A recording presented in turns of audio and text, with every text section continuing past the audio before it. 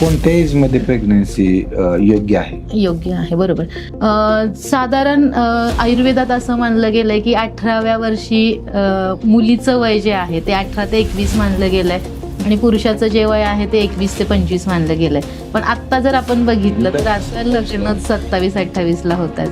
तर मग आत्ताच्या परिस्थितीत आपण म्हणूयात की 25 ते 35 हा जो पिरियड आहे वयाचा, तो गर्भधारणेसाठी नक्कीच चांगला आहे. लग्नानंतर जर सपोज नॅचरल कन्सिव्हसाठी किंवा नैसर्गिक गर्भधारणासाठी जर 1 वर्ष थांबला असाल तर, आणि त्यानंतरही जर तुम्हाला गर्भधारणा राहत नसेल तर नक्कीच तुम्ही डॉक्टरांचा सल्ला तिथे घेतला पाहिजे. मग तुम्ही प्रत्येक गोष्ट जी आहे, जर जिभेचा विचार केला तर तुमच्या शरीराचा विचार तुम्ही नाही करत आहात, बरोबर. तर मग फक्त जिभेला जे काही चव चांगली लागते ती तुमच्या प्रकृतीसाठी, तुमच्या आरोग्यासाठी चांगलीच आहे असं आपण नाही म्हणू शकत, बरोबर. तर आयुर्वेद सांगतं की तुमच्या प्रकृतीनुसार तुमचा आहार असला पाहिजे. म्हणजे फक्त जिभेला, टेस्ट बर्डला जे गोष्टी चांगल्या लागतात त्या तुमच्या प्रकृतीसाठी कुठेतरी घातक असू शकतात, तर त्या टाळणं गरजेचं आहे.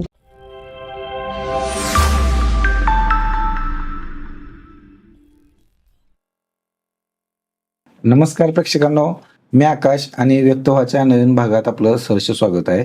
खरं तर सध्याचा ज्वलंत असा एक प्रश्न आहे, तो म्हणजे इन्फर्टिलिटी. आणि ह्या विषयावर बरेचसे जोडपे त्रस्त आहेत आणि ह्या विषयाला अनुसरून ज्यांनी गेले कित्येक वर्ष झालं ह्या क्षेत्रात काम आणि मार्गदर्शन आयुर्वेदाच्या जोरावर केलेले आहेत, अशा डॉक्टर प्रियांका आबाळे मॅडम यांच्याशी आपण चर्चा करणार. मॅडम, तुमचं आमच्या पॉडकास्टमध्ये सहर्ष स्वागत आहे. खरं तर आमचा एक आपुलकीचा आणि पहिला प्रश्न असतो की कसे आहात तुम्ही? मजेत. खरं तर ह्या विषया म्हणजे महाराष्ट्रातील बऱ्याचशा जोडप्यांना सतावणारा हा विषय आहे, वंध्यत्व. म्हणजे बरेचसे लोक त्रस्त झालेले आहेत ह्या विषयाने.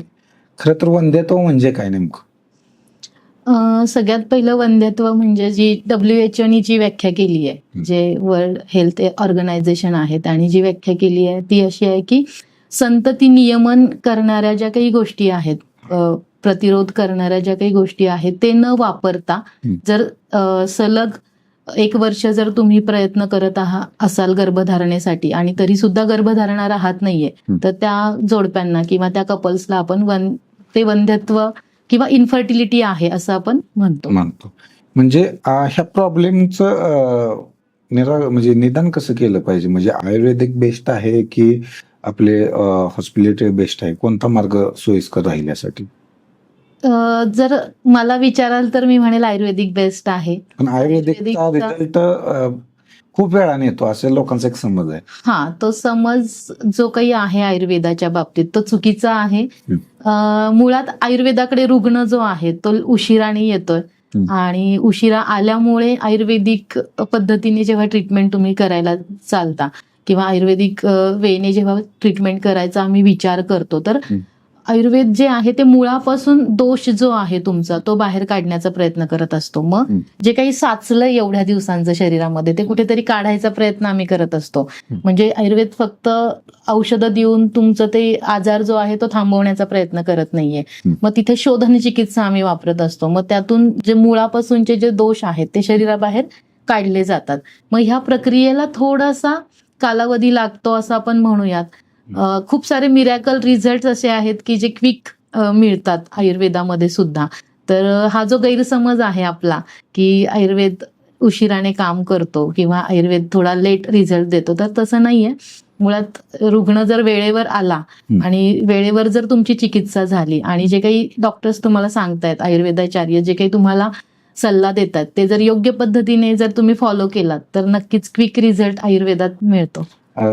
इनिशियल लक्षणं काय, इनिशियल स्टेजला काय लक्षणं असतात म्हणजे ते जोडप्याने गांभीर्याने घेतली पाहिजे? आता जर बघितलं गेलं तर आयुर्वेदाच्या दृष्टीने वंध्यत्वाची कारणं जर तुम्ही मला विचारलीत तर सगळ्यात पहिलं आयुर्वेदाच्या दृष्टीने आपण मान्य करतो की बीजदुष्टी, म्हणजे जे स्त्रीबीज आणि पुरुष बीज आहेत त्यात जर दृष्टी निर्माण झालेली असेल, त्यात जर काही दोष असतील तर मग मात्र काही गोष्टी आहेत त्या वंध्यत्वाकडे तुम्हाला घेऊन जातात. तर मग बीजदुष्टीचा जर आपण विचार केला तर बीज जे आहे, स्त्री बीज आणि पुरुष बीज, आयुर्वेद सांगतं की स्त्रीबीज जे आहे त्याचं जे स्वरूप आहे म्हणजे प्रत्येक जी गोष्ट आहे आयुर्वेदात ती सूत्राने व्यक्त केलेली आहे. सूत्र म्हणजे कसं की एक ठराविक भाषा आपण त्याला म्हणूया की या पद्धतीने जर असेल तर ते प्रॉपर आहे असं आपण त्याला मानतो. तर मग स्त्रीबीज जे आहे ते अग्नेय स्वरूपाचं असलं पाहिजे असं मानलं गेलेलं आहे. अग्नी स्वरूप त्याचं असलं पाहिजे. आणि पुरुष बीज जे आहे शुक्र जे आहे ते सौम्य असलं पाहिजे असं मानलं गेलंय. तर मग ह्या दोन गोष्टी जर व्यवस्थित असतील तर तुमची गर्भधारणा जी आहे ती प्रॉपर होत असते. ओके. तर मग स्त्रीबीज अग्नेय स्वरूपाचं असतं आपण मानलं जातं. तसंच फक्त स्त्रीबीजच गर्भधारणेसाठी वापरलं जातं का तर नाही. तर तिथे 4 घटक जे आहेत स्त्रीच्या सानिध्यात, जसं तुम्ही शेती करताय तर शेतीसाठी 4 गोष्टी आपल्याला लागतात. म्हणजे फक्त बीज तुम्ही जर घेऊन गेलात आणि जमिनीत टाकलं तर तिथं रोप उगवणार आहे का तर नाही उगवणार आहे. तर मग सेम त्याच पद्धतीने जर स्त्रीच्या शरीराचा आपण विचार केला तर तिच्या शरीरामध्ये सुद्धा 4 घटक जे आहेत ते असणं गरजेचं आहे. तर मग तिथे पाणी जे शेतीसाठी जसं मुबलक पाणी लागतं, जमीन प्रॉपर लागतं, त्याच पद्धतीने ऋतू म्हणजे जर तुम्हाला गव्हाचं उत्पन्न काढायचं आहे तर तिथे योग्य ऋतू तुम्हाला असणं गरजेचं आहे. तर त्याच पद्धतीने योग्य ऋतू सुद्धा असणं गरजेचं आहे. मग हे 4 घटक जर व्यवस्थित असतील तर तुमचं स्वस्थ आहेत असं आपण म्हणूयात. जर हे बिघडलेले असतील तर मग कुठेतरी तुमच्या शरीरात विकार निर्माण होणं किंवा कुठेतरी तुमच्या शरीरात दोष निर्माण होणं ह्या प्रक्रिया तिथे चालू व्हायला लागतात.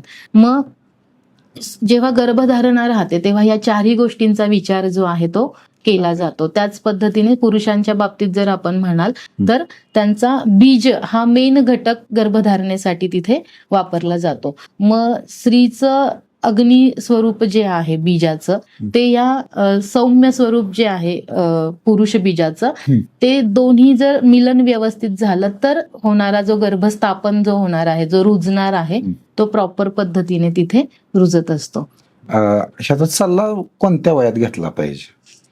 याचा जो सल्ला आहे तो तर मी म्हणेल की मी नेहमीच सांगत असते, पेशंटलाही सांगते किंवा इतर लोकांनाही जेव्हा बोलण्यात येतं तेव्हा सांगते की प्री कन्सेप्शन काउन्सिलिंग जे आहे म्हणजे गर्भ राहण्यापूर्वी जेव्हा जर तुम्ही येऊन डॉक्टरांचा सल्ला घेतला किंवा बिफोर मॅरेज सुद्धा येऊन जर तुम्ही तुमच्या काही चाचण्या केल्या, टेस्ट केल्या तर त्याचा खूप छान रिझल्ट तुम्हाला बघायला मिळतो. म्हणजे काय आहे, महिलांमध्ये वंध्यत्वाची काय कारण आहेत म्हणजे लक्षण आहेत की थायरॉइड असणं, PCOS असणं, बरोबर. हा काय विषय आहे? आता सध्याचे म्हणजे वंध्यत्वानंतरचे ज्वलंत प्रश्न सगळीकडे हेच आहेत की थायरॉइडची समस्या असणं किंवा PCOD असणं. तर थायरॉइड जो आहे तर त्याला आपण आजार असं नाही म्हणू शकत आहे. तर ते एक लक्षण म्हणूया शरीरातलं कुठेतरी हार्मोनल इम्बॅलन्स झालेला आहे किंवा थायरॉइड जी ग्रंथी असते आपल्या शरीरामध्ये तिचं सिक्रिशन प्रॉपर पद्धतीने होणं गरजेचं असतं. मग ते कमी होणं किंवा जास्त होणं त्यातून काहीतरी विकार तुमच्या शरीरामध्ये निर्माण होत असतात. तर मग हे थायरॉइड जे आहे त्याला मी म्हणेल की हे लाईफस्टाईल डिसऑर्डर आहे. म्हणजे जसं तुमचा आहार चेंज झाला किंवा तुमचं जीवनशैली ज्याला आपण म्हणतो ती जर तुमची चेंज झाली तर कुठेतरी हे आजार जे आहेत ते निर्माण व्हायला चालू होतात. मग हे कुठे कव्हर केलं किंवा ही जी जीवनशैली आहे जी ती आपण परत पूर्ववत केली तर हे आजार जे आहेत ते तुमचे कमी व्हायला मदत होते. त्याच पद्धतीने PCOD जसं तुम्ही म्हणालात तर पॉलिसिस्टिक ओव्हॅरियन डिसीज असं नाही आता त्याला म्हणत आपण सिंड्रोम असं म्हणतो. तर जे स्त्रीबीज जे तयार होतात जे स्त्रीबीज दर महिन्याला एक स्त्रीबीज तयार व्हायला पाहिजे असतं तर तिथे ते इमॅच्युअर जे म्हणजे स्त्रीबीज आहेत ते मल्टिपल स्त्रीबीज तिथे तयार होतात आणि मग ते प्रॉपर ठराविक वेळानंतर त्याचं ओव्ह्युलेशन म्हणजे ते अंडाशयातून ते बीज जे आहे ते बाहेर पडणं गरजेचं असतं.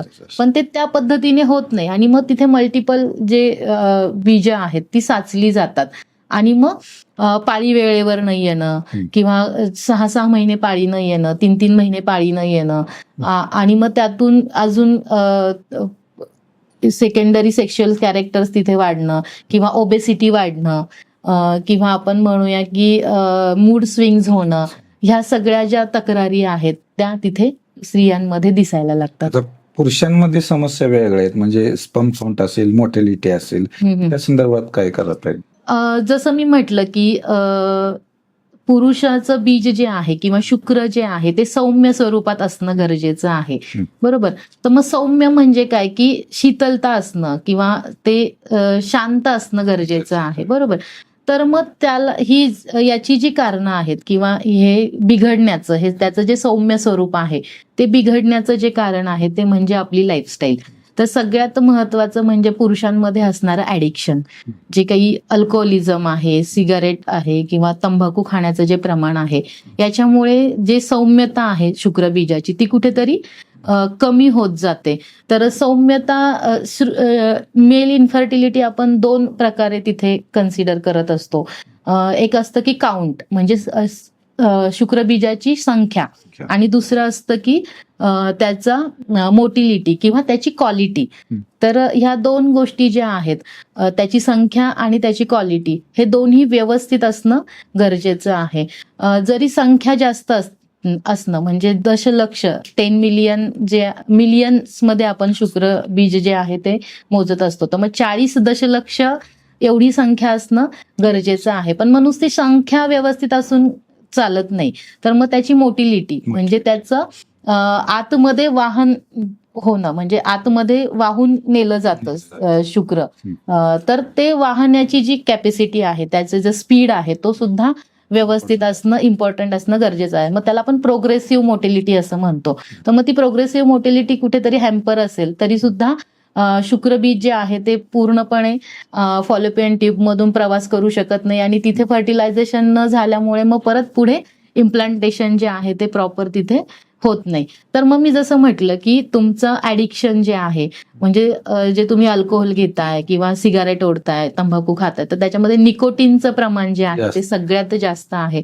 आणि मग निकोटीन काय करतं की तुमच्या बॉडी पार्ट्सवर कुठेतरी त्याचा इम्पॅक्ट होतो. म्हणजे तुमच्या रक्तवाहिन्या थिक करण्याचं काम जे आहे ते निकोटीनमुळे होतं. मग तो प्रवाह जो आहे तो व्यवस्थित तिथे होत नाही. म्हणजे जे काही पोषण तुमच्या बॉडीचं व्हायला पाहिजे, म्हणजे आयुर्वेद मानतं की जो काही आहार तुम्ही घेताय तो त्या आहारातून आहाररस निर्माण होतो आणि मग त्या आहार रसातून तुमच्या सप्तधातूंचं पोषण तिथे होत असतं. तर मग रस, रक्त, मांस, मेद, अस्थि, मज्जा, शुक्र असा शेवटचा शुक्र धातू आहे. मग जर तुम्ही पहिल्याच ज्या तुमचा रक्तधातू किंवा तुमचा रसधातूच तिथे तयार होत नाहीये प्रॉपर वेने, तर तुम्ही शुक्रापर्यंत पोहोचू शकत नाहीये. तर मग शुक्र धातूपर्यंत पोहोचण्यासाठी तुम्हाला ह्या गोष्टी असणं गरजेचं आहे. म्हणजे तुमचं सर्क्युलेशन प्रॉपर असणं गरजेचं आहे, तुमचा आहार तिथे चांगला असणं गरजेचं आहे. तर मग आहाराच्या बाबतीत आपण म्हणूयात की बऱ्याच साऱ्या लोकांना आता बाहेरचं जंक फूड जे आहे ते आवडतं. मग जंक फूड मध्ये खूप सारे प्रोसेस गोष्टी असतात, जसं की चीज आहे, बर्गर, पिझ्झा वगैरे, याच्यामध्ये खूप साऱ्या प्रमाणात चीज वापरलं जातं. नमकीन खाण्याचं प्रमाण पुरुषांमध्ये किंवा बऱ्याच लोकांना आवडतं की चला नमकीन खाऊया, किंवा बऱ्याच लोकांची सवय अशी असते की जेवणात मीठ नाहीये मग वरतून मीठ टाकलं जातं. खाऊ वाटत नाही ना तशी. तर खाऊ वाटत नाही. पण मग हा जो लवण रस आहे मिठाला आयुर्वेदामध्ये, किंवा म्हणजे ते जे काही वरतून आपण नमकीन पदार्थ खातोय त्याला लवण रस मानलं जातं. तर मग हा लवण रस जो आहे तो डिरेक्टली इम्पॅक्ट करतो तुमच्या शुक्र धातूवरती. आयुर्वेदात स्पष्ट सांगितलंय की लवण रसामुळे तुमची शुक्राणूंची संख्या किंवा शुक्र धातू जो आहे तो दुष्ट होण्यासाठी लवण रस हा खूप तिथे ग्राह्य धरला जातो. म्हणून मग हे जे प्रमाण आहे हे कुठेतरी कमी करणं, म्हणजे तुमचा आहार जो आहे तो प्रॉपर करणं गरजेचं आहे. मग फक्त आहार प्रॉपर करून नाही, तर तुमचं ज्या खाण्याच्या वेळा आहेत त्या सुद्धा प्रॉपर असणं गरजेचं आहे. तुमचं जेवणाच्या वेळा प्रॉपर, किंवा जेवणाचं ताट जे आहे ते प्रॉपर वेने असणं गरजेचं आहे. मग खूप साऱ्या प्रमाणात लोणचं खाणं, खूप साऱ्या प्रमाणात पापड खाणं, किंवा लवण रसाची जी पदार्थ आहेत ते जास्त प्रमाणात खाणं तिथे टाळलं पाहिजे. म्हणजे आता काही लोक ड्रिंक करतात, म्हणजे एनर्जी ड्रिंक, त्यात कॅफिनचं प्रमाण असतं, त्याचा काही इम्पॅक्ट पडतो का? येस, कॅफेन सुद्धा त्याचप्रमाणे, जसं मी म्हटलं की निकोटीनचा शरीरावर, आणि चहा, कॉफी हे उष्ण आपण मानतो. चहाप्रेमी देशच आहे आपला. चहाप्रेमी देश आहे, पण तो चहा जो आहे तो करण्याची पद्धत एकतर आपल्याकडे चुकते, आणि तो काय वारंवार पद्धत काय? आपण घेतो त्यात चहा जो आहे तो 4 ते 5 वेळा, म्हणजे जो आपण 2दा घ्यायला पाहिजे किंवा दिवसातनं एकदा घ्यायला पाहिजे तो आपण 4 ते 5 वेळा तिथे घेणं होतं, का तर कामाचं स्वरूप आपलं तसं आहे. तर मग ते वारंवार तो चहा घेतो तर कंपन्याच शरीराची- अलॉट करतात ना, मॉर्निंगला आल्यानंतर टी ब्रेक, दुपारी टी ब्रेक, जाताना हा. Tea break. हा, पण मग कंपनीने जरी अलॉट केलं तरी आपल्या शरीरासाठी काय चांगलं आहे हे आपण ठरवलं पाहिजे. माणसाची मानसिकता अशी असते की फुकट मिळते ते तर चान्स घ्यायचाच असा विषय आहे ना. मग फुकट जर तुम्हाला चहा मिळतोय तर फुकट आजार पण त्याच्यासोबत येणार आहेत, तर मग ते सुद्धा तुम्हाला फुकटच वावरावे लागतील. तर तसं न करता जे काही तुम्हाला तुमच्या शरीरासाठी हितकर आहेत त्या गोष्टी तुम्ही घेणं गरजेचं आहे. मग चहाचं प्रमाण जर वाढलं तर शरीरात उष्णता वाढते. जसं मी म्हटलं की शुक्र धातू सौम्य असणं गरजेचं आहे.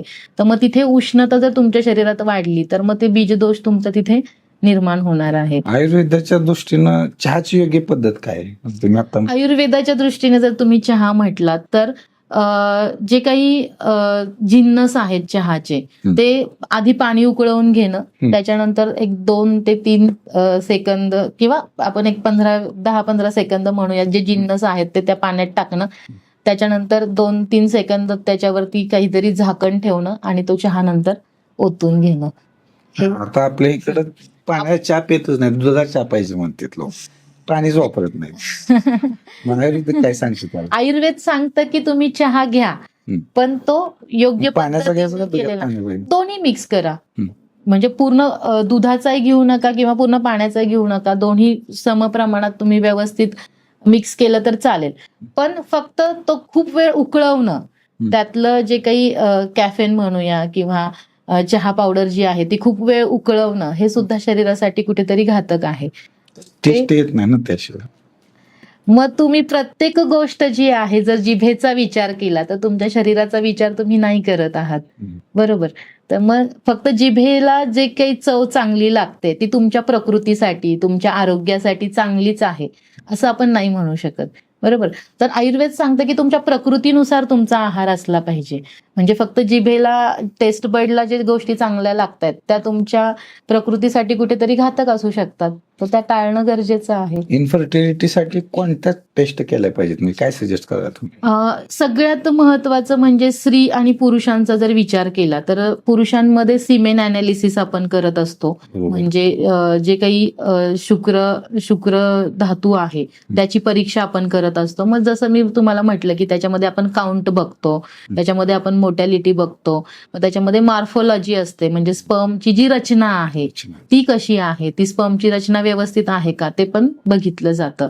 तर ह्या गोष्टी पुरुषामध्ये बघणं गरजेचं असतं. त्याच पद्धतीने स्त्रीमध्ये जर तुम्ही बघाल तर तिची गर्भाशयाची जी काही रचना आहे ते बघणं गरजेचं असतं. मग त्याच्यासाठी आपण सोनोग्राफी वगैरे बघतो. पाळी नियमित आहे का हे बघणं गरजेचं आहे. मग पाळी अनियमित असेल तर मग त्याच्या मागची कारणं जी आहेत ती शोधणं गरजेचं आहे. त्याच पद्धतीने काही हार्मोन्स असतात स्त्रियांमध्ये जे सिक्रिट होत असतात ते बघणं गरजेचं आहे. जसं की AMH अँटीम्युलेरियल हार्मोन जो आहे त्याची संख्या किती आहे किंवा त्याचे रेंज काय आहे हे बघणं गरजेचं आहे. प्रोलॅक्टिन हार्मोन कसा आहे, FSH म्हणजे फॉलिकल स्टिम्युलेटिंग हार्मोन जो आहे तो कसा आहे, LH हार्मोन कसा आहे, ह्या सगळ्या हार्मोन्सची टेस्ट सुद्धा तिथं घेणं गरजेचं आहे. अनएक्सप्लेन द इन्फर्टिलिटी म्हणजे कोणताही प्रॉब्लेम नसतो तरी प्रॉब्लेम येतो. त्यावेळेस डॉक्टर म्हणून तुम्ही काय सल्ला द्याल किंवा त्याच्याकडे तुम्ही कसं? बरोबर, खूप छान प्रश्न विचारलात. आयुर्वेदात अनएक्सप्लेन फर्टिलिटी म्हणजे सगळे रिपोर्ट्स नॉर्मल आहे, पाळी व्यवस्थित येते, सिमेन अनालिसिस जे आहे ते प्रॉपर आहे, तर खूप छान सगळे रिपोर्ट्स आहेत, पण तरी सुद्धा गर्भधारणा राहत नाहीये.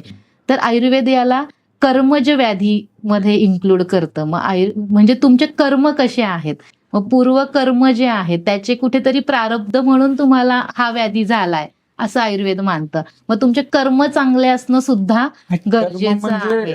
म्हणजे कर्मावर डिपेंड आहेत का, म्हणजे कर्म मानणं न मानणं त्याचा भाग आहे. येस, कर्म मानणं न मानणं ज्याचा त्याचा भाग आहे.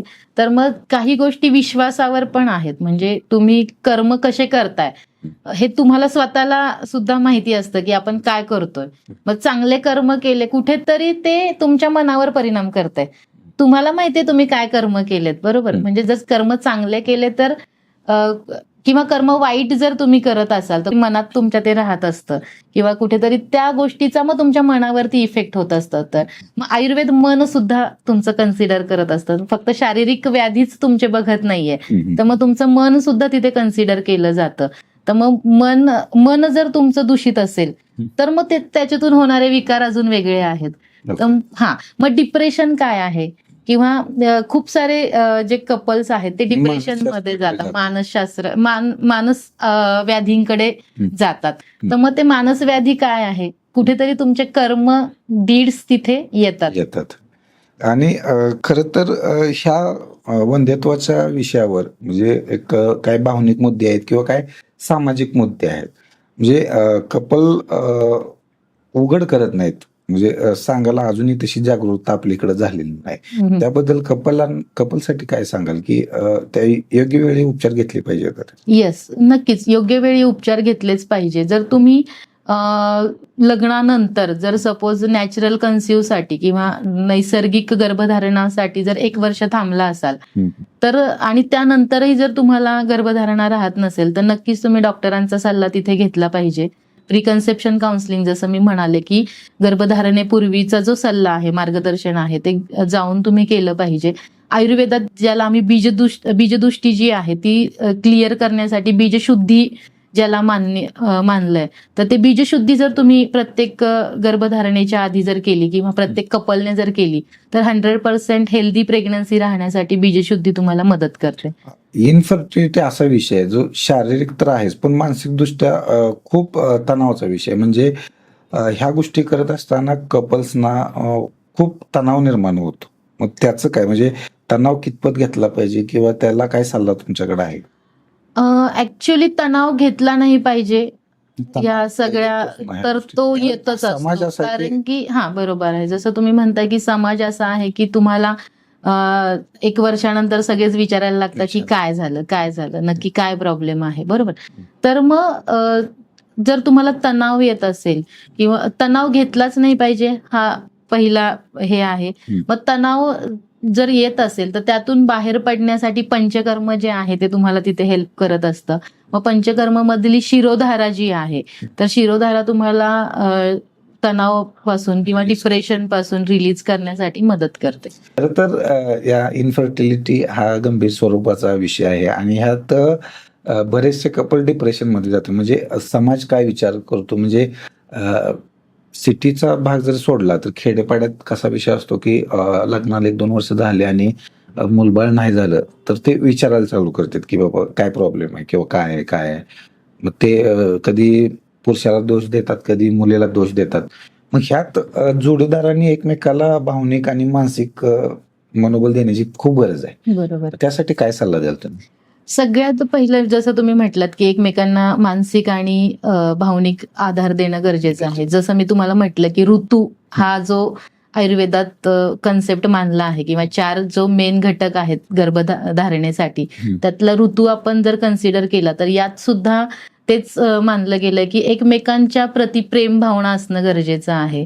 त्याचप्रमाणे एकमेकांच्या प्रति विश्वास असणं गरजेचं आहे आणि एकमेकांना अँपल अमाऊंट ऑफ टाइम म्हणजे दोघांसाठी एक काहीतरी ठराविक वेळ तुम्ही देणं गरजेचं आहे.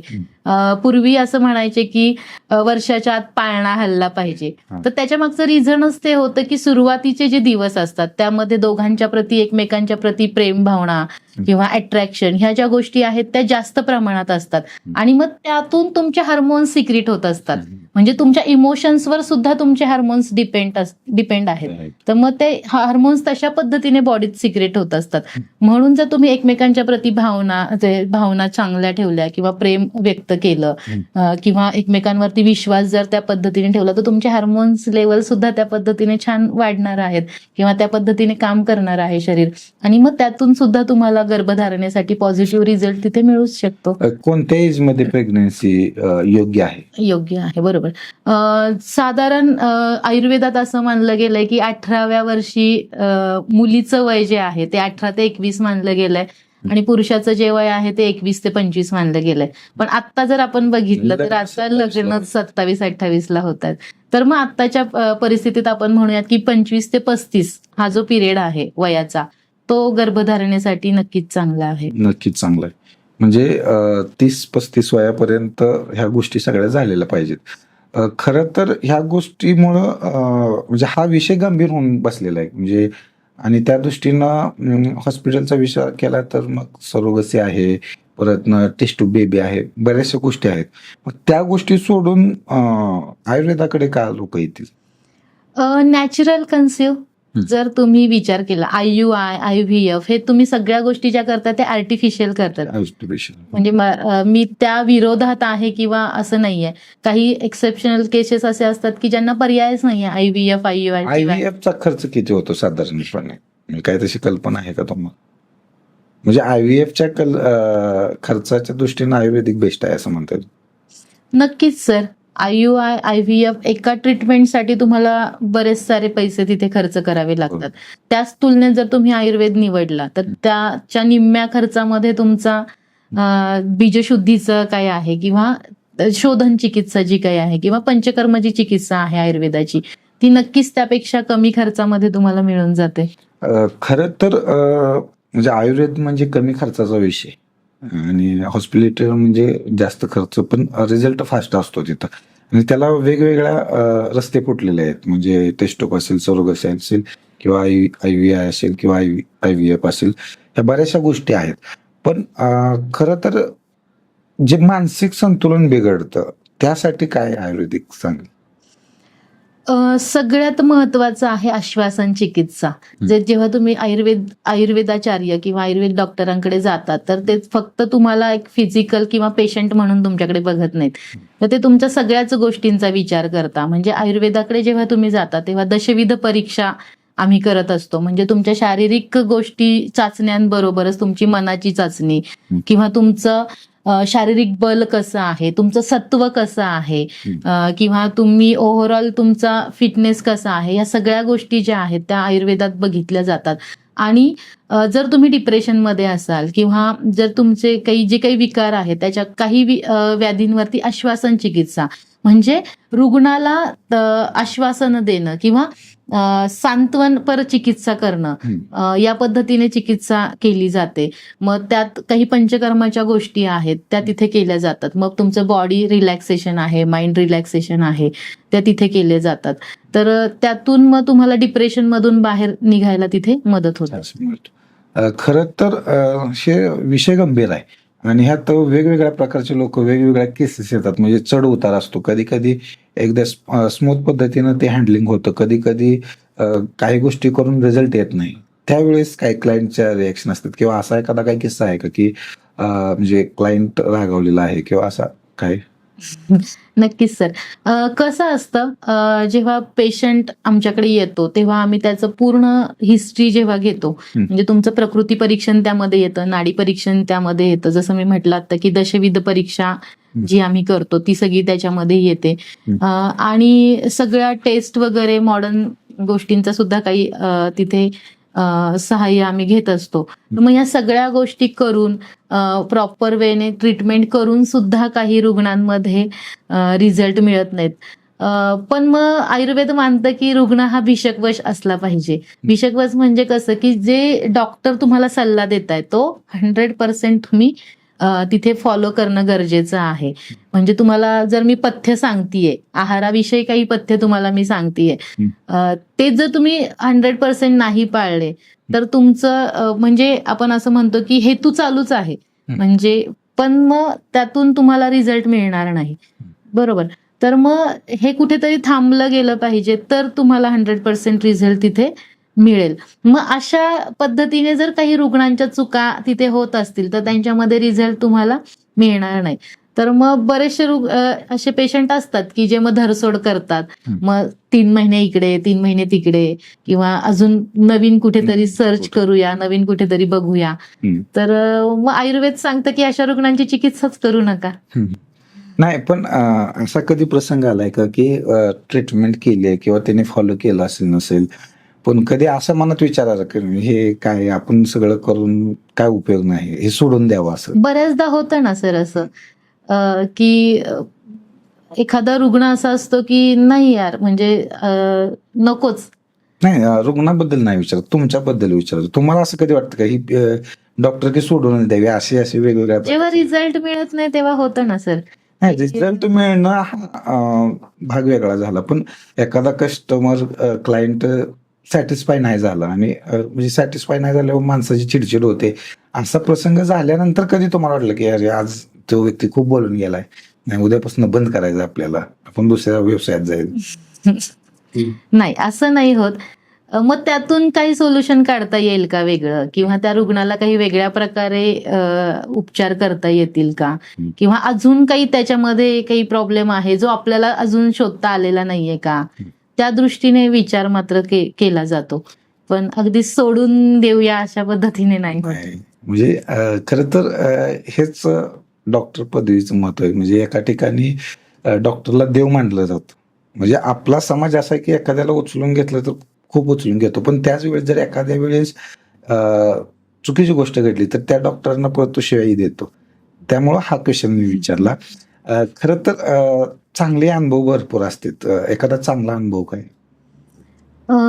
छान अनुभव म्हणजे जेव्हा इनफर्टिलिटीच्या खूप दिवस समस्या फेस केलेले जेव्हा पेशंट पॉझिटिव्ह रिझल्ट तुमच्या समोर घेऊन येतात, किंवा सोनोग्राफी रिपोर्ट्स घेऊन येतात, किंवा प्रेग्नन्सी किट ज्याच्यावर टेस्ट केलेली असते ती पॉझिटिव्ह वाली किटचा जेव्हा फोटो दिसतो तेव्हा खूप छान आनंद होतो. आज सकाळीच एका पेशंटने मला फोटो पाठवलाय की बघा, म्हणजे जवळपास 6 महिने ती येत होती माझ्याकडे आणि तिचा आज रिझल्ट असा छान पॉझिटिव्ह आला, तर तो एक आनंद वेगळा असतो. Yes. ह्या सगळ्या क्षेत्रात काम करत असताना घरचं पाठबळ कसं आहे? म्हणजे फॅमिली कशी सपोर्ट करते तुम्हाला? फॅमिलीचा सपोर्ट शिवाय होऊच शकत नाहीत ह्या गोष्टी. त्यांचा सपोर्ट असला तरच मी बाहेर पडू शकते, मी पेशंटला भेटू शकते. घरी कुठेतरी कोणीतरी मुलांना सांभाळणं किंवा घरचं काही गोष्टी हँडल करणं ह्या झाल्या तरच मी माझ्या ओपीडीत येऊन बसू शकते. त्यामुळे घरचं पाठबळ हे नक्कीच 100% तिथे काम करतं. खरं तर मॅडम, काही विषय असे आहेत, म्हणजे आमच्या आमचा एक मित्र आहे की त्याच्या लग्नाला कमी खर्च झाला, पण ह्या प्रेग्नन्सीसाठी इन्फर्टिलिटीसाठी खूप खर्च झाला. म्हणजे आमच्या कार्यक्षेत्रातले बरेचसे, म्हणजे एक 50-100 किलोमीटरचं जे सर्कल आहे त्यातले जेवढे डॉक्टर आहेत तेवढे त्यांनी ट्राय केलेत, पण तिथून रिझल्टच मिळाला नाही. आता तो नवीन वेगवेगळे ट्राय करतात, किंवा ह्या सगळ्या गोष्टी करून काय लोकांना वाटतं की बस म्हणजे ते आपल्या नशिबातच नाही, आपण एवढं करून जरी रिझल्ट मिळत नसेल तर मग अशा व्यक्तींना काय सल्ला द्याल तुम्ही? मी म्हणेल की प्रयत्न करणं सोडले नाही पाहिजे. जर तुम्हाला असं वाटतंय की बस तर नाही, मी म्हणेल की तुमचं नक्की प्रॉब्लेम काय आहे ते प्रॉपर तुमच्या जवळचं जर कोणी प्रॉपर डायग्नोस प्रॉपर होणं गरजेचं आहे. म्हणजे तुमचं निदान जर प्रॉपर झालं तर त्यावर प्रॉपर चिकित्सा आपल्याला तिथे करता येते. तर मग जर तुम्ही तुमच्या जवळपास किंवा आयुर्वेदाचार्य कोणी असेल किंवा ज्यांना नाडी परीक्षण वगैरे येतं अशा लोकांकडे जर तुम्ही जाऊन व्यवस्थित तुमचं प्रकृती परीक्षण, नाडी परीक्षण आणि तुमचं जे काही निदान आहे ते जर प्रॉपर पद्धतीने केलं तर नक्कीच तिथे तुम्हाला, कारण की हेतू किंवा आपण म्हणतो की धूर निघतोय म्हणजे तिथे कुठेतरी अग्नी पेटलेला आहे, बरोबर. म्हणजे तुमच्या शरीरात काहीतरी विकार आहे तर त्याच्या मागे काहीतरी रिझन असणारच आहे, तर ते शोधणं गरजेचं आहे. मग ते शोधल्यानंतर त्याच्यावरती जे चिकित्सा होते ती तर 100% होते. त्यामुळे प्रयत्न न सोडता प्रॉपर वेने जर तुम्ही डॉक्टरांकडे जाऊन निदान जर प्रॉपर केलं आणि त्याच्यावरची जर चिकित्सा आहे ती जर प्रॉपर केली तर नक्कीच तिथे सोल्युशन मिळतं. असे काही उदाहरण आहेत का, म्हणजे 40-50 ज्यांना 10-10, 15-15 वर्ष मुलं होत नाहीत, आज त्यांचे वय 40, 45, 50 झालेले आहेत, अशी एखादी केस आलती का तुमच्याकडे की ते सक्सेसफुल झालेले आहेत? नक्कीच सर. 13 वर्ष त्या स्त्रीला काहीच नव्हतं, गर्भधारणा झाली नव्हती. IUI, IVF सगळ्या प्रकारे ट्राय करून सुद्धा तिला काहीच नव्हतं. त्यानंतर ती आल्यानंतर जसं तुम्ही म्हणालात की आता सोडून देऊया सगळं आणि बस झालं, माझ्या नशिबातच नाहीये, या भावनेतनं ती आली होती. आणि तिच्याकडे असं तिचा ऍटिट्यूड असा होता की बस आता मी सगळीकडे फिरून आलीये, तुम्ही तरी आणि अजून वेगळं काय करणार आहात. तर ती माझ्यासमोर बसल्यानंतर जेव्हा तिची हिस्ट्री घेतली, प्रकृती परीक्षण केलं आणि त्यातून कळालं की ह्या सगळ्या प्रोसेसमधून जाताना ती खूप साऱ्या प्रमाणात डिप्रेशनमध्ये गेलीये. तर मग आयुर्वेदाचं जसं मी तुम्हाला म्हटलं की आश्वासन चिकित्सा आहे आणि काही पंचकर्माच्या गोष्टी आहेत ज्यातून तिला बाहेर काढण्यासाठी थोडासा 1-2 महिन्यांचा वेळ लागला आणि त्यातून बाहेर आल्यानंतर 3ऱ्याच महिन्यात तिची जी टेस्ट आहे ती पॉझिटिव्ह आली. तर असे सुद्धा रिझल्ट्स आहेत. त्यामुळे असं नाहीये की प्रत्येक गोष्टीला सोल्युशनच नाहीये. तर तुम्ही जर प्रॉपर वेने डायग्नोसिस केलं आणि प्रॉपर वेने जर त्याचं निदान केलं तर तुम्हाला तिथे रिझल्ट 100% मिळतील. खरं तर इच्छा तिथे मार्ग असं मॅडमचं मत आहे. आणि वंध्यत्व हा एक ज्वलंत विषय आहे. म्हणजे बऱ्याचशा कपलना किंवा जोडप्यांना हा विषय सतावतो. त्यामुळं चिडचिड होणे, ताणतणाव निर्माण होणे. तर ह्यावर एक मार्ग म्हणून आयुर्वेदाकडे तुम्ही गेला तरी चालेल किंवा वेगवेगळ्या ठिकाणी ट्राय करणं सोडलं नाही पाहिजे. आणि दुसरी गोष्ट म्हणजे आपल्याकडं ह्या विषयाला एक जनजागृती झालेली नाही. म्हणजे असं संबोधलं जातं की मूलबाळ होणार नसेल म्हणजे मायात कमी असेल. मी कोणाला तर सांगितलं तर लोक माझं हसू करतील, ह्या भावनेनं काही लोक त्याचा उघड करत नाहीत. त्यामुळे असं न करता त्याचा योग्य पद्धतीनं उपचार निदान केलं पाहिजे. कारण त्याला एक कालावधी आहे, वयोमर्यादा आहे. त्या गोष्टी त्या वयात झाल्या पाहिजेत. त्यामुळं खरंच मॅडम तुमचं मार्गदर्शन खूप लाख मोलाचं आहे. आणि काही लोकांचे पॉडकास्ट बघतील त्यांना नक्कीच यातून मार्ग निघेल. आणि खरंच तुम्ही एवढ्या धावपळीतून मला वेळ दिला त्याबद्दल खूप खूप आभारी आहे. आणि दर्शकांनो, खरंच असे वेगवेगळे ज्वलंत विषय आम्ही आमच्या प्लॅटफॉर्मवर घेऊन येत आहोत. त्यामुळं आमच्या चॅनलला सबस्क्राईब, लाईक, फॉलो करा. आणि नंतर असाच एखादा ज्वलंत विषय घेऊन आम्ही तुमच्या भेटीला येतोय. तोपर्यंत धन्यवाद.